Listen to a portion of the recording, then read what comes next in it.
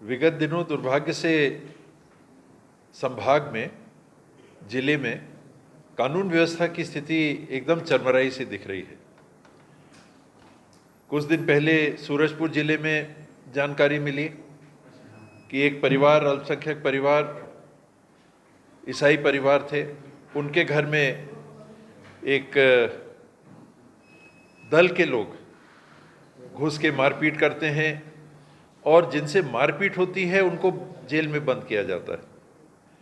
फिर खबर आती है सीतापुर से, सरगुजा जिले से, वहाँ एक मिस्त्री जो किसी ठेकेदार के साथ काम कर रहे थे, वो कई दिनों से, कुछ महीनों से लापता रहते हैं और उनकी लाश एक अत्यंत सनसनीखेज तरीके से एक निर्माणाधीन जल जीवन मिशन की टंकी के नीचे गाड़ी हुई पाई जाती है।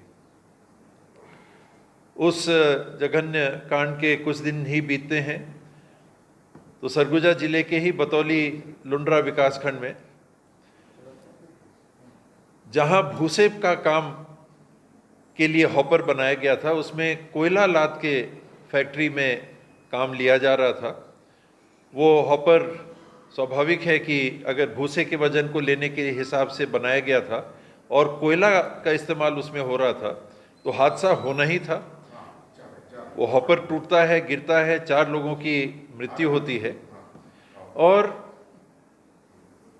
सूरजपुर में एक और घटना होती है जहां संभवतः बजरंग दल के कुछ लोग एक घर में घुसते हैं, पुनः ईसाई समाज के लोगों की मारपीट घर में घुस के करते हैं और जिनके साथ मारपीट होती है उनको पुलिस बंद कर देती है। और कल तो अति हो गई कि सरगुजा संभाग, सरगुजा लोकसभा क्षेत्र के सीमा पर कन्हर नदी के किनारे रामानुजगंज के मुख्य व्यवसायी चौक में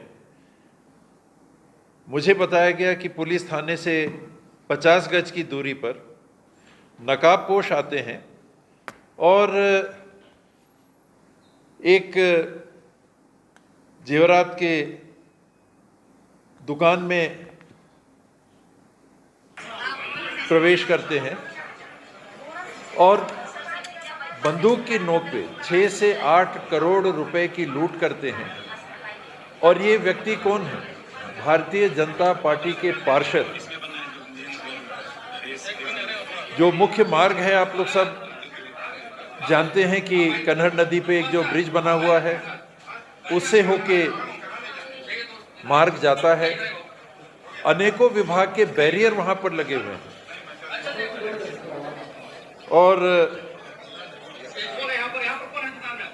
खुले तौर पे लोग पार होके निकल जाते हैं और न पुलिस को जानकारी लगती है और इस वारदात को करीब 20 मिनट तक अंजाम दिया जाता है। रामानुजगंज के मुख्य चौक में भारतीय जनता पार्टी शासन पक्ष के एक पार्षद के गहनों की दुकान में, और एक नकाबपोश तो नहीं, जो हाथ में पिस्तौल लिए युवक खड़ा है, कुछ मोछा भी उसका दिख रहा है, तो नकाबपोश भी नहीं। थाने से 50 मीटर की दूरी पे मुख्य शहर के व्यवसायिक चौक पे ये घटना होती है और शासन प्रशासन की ओर से कोई कदम नहीं उठाया जाता है। और मैंने जो सुना, कल माननीय उप मुख्यमंत्री जी आए थे, जो स्वयं गृह मंत्री जी भी हैं, उन्होंने कुछ,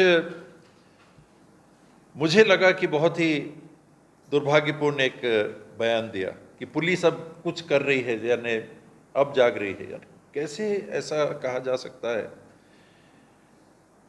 स्वयं एक उप मुख्यमंत्री के द्वारा, जो पुलिस विभाग के मंत्री हैं, कोई ऐसा कड़ा बयान कि हम इतने दिन में पकड़ लेंगे, इतने घंटे में पकड़ लेंगे, हमारी फोर्स लग गई है, हमारे झारखंड से लगी सीमा के साथ लगातार वार्ता हो रही है, हम तुरंत उस काम को अंजाम देंगे, पब्लिक के इस प्रकार के कांड को हम कभी नहीं होने देंगे, ऐसा कोई बयान ना आके एक अत्यंत नरम सा बयान कल आता है, जो कानून व्यवस्था को आने वाले समय में और कमज़ोर करेगा और गलत करने वालों का हौसला बढ़ाएगा।